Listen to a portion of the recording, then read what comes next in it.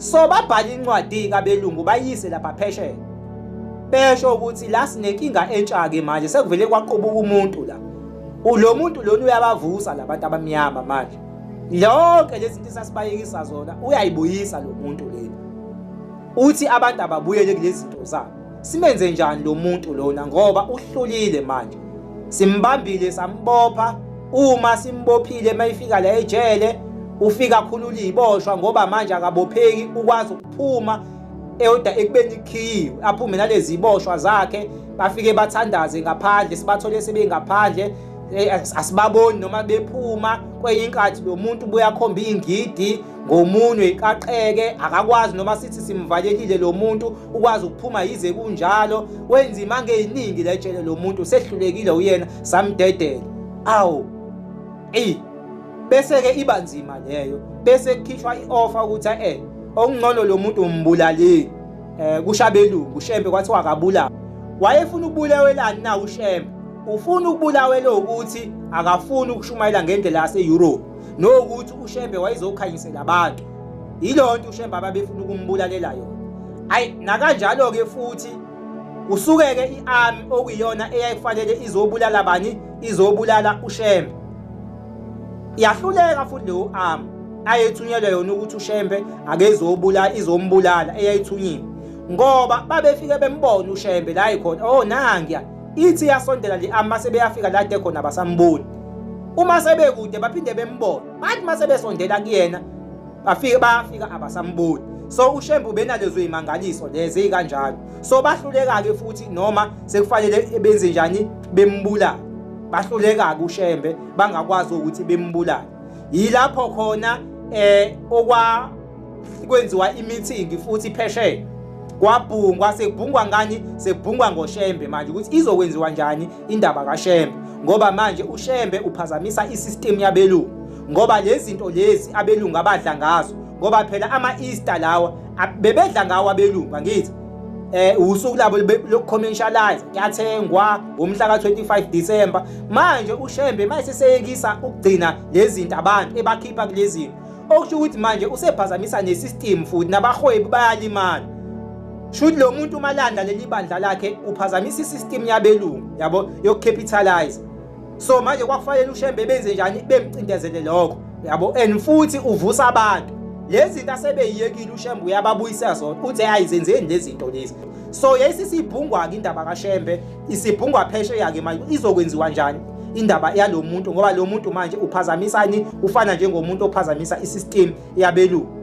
ila khona baqhamuka nento ebuhlungu-ke neyasilimaza kakhulu emqondweni leyo nto abaqhamuka nayo okufanele yenziwe ngoShembe baqhamuka nesystem ka-Auguste Comte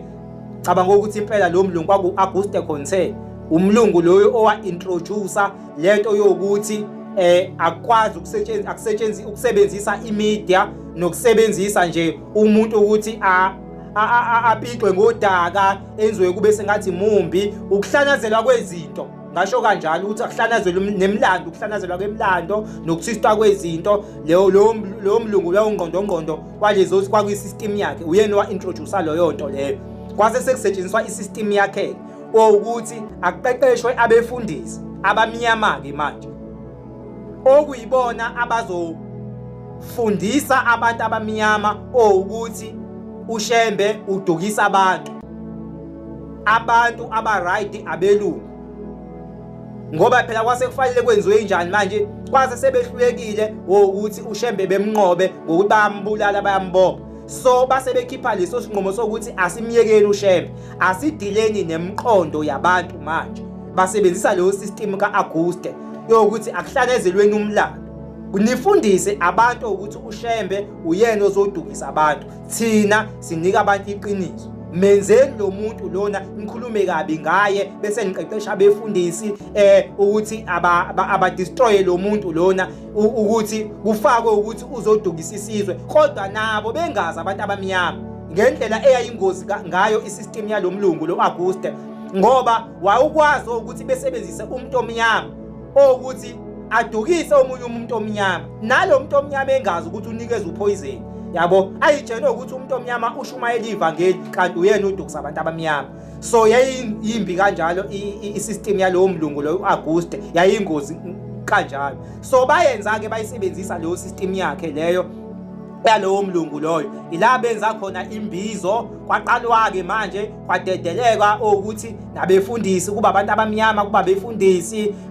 beqeqeshwe ngoShembe befundisa ukuthi lo muntu udukisa abantu bafundiswe ngeChristianity abefundisi benikezwe imali njengoba kuze kube namhlanje muzoba umfundisi phela uqala uyofunda ngithi yes nakhona kwenzeka into ekanjalo benza imbizo kwafundiswa befundisa abamnyama ke manje kodwa bafundiswani bafundiswa ekuthenini akufakwe emqondweni yabo ukuthi uShembe udukisa abantu nasemabandleni uma bekhuluma kufanele benze sure ukuthi bayaqeda ngalo muntu uShembe uphakama iChristianity bekhokhelwe benikezwe imali kodwa manje nabo bengazi ukuthi lento abayishoyo banikwe ivangeli elirong yabo uShembe akadukisa abantu nangempela ke yenzeka ke leyo nto ngangokuthi kunesikhathi nje la khona nathi siyingane sikhulele kuloyo nto la khona sasifundiswa khona emasontweni nami ke ngihlale kakhulu kwiChristianity ngikhulele kuyona khumbula kahle nje sasifundiswa njalo ngoShembe ukuthi umuntu omubi odukisa abantu khuluma into ezimbi ngoShembe make futhi waba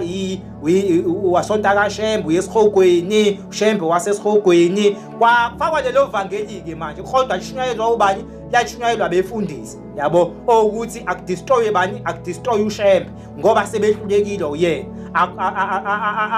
asinikezwe information engelona iqiniso ngoShembe.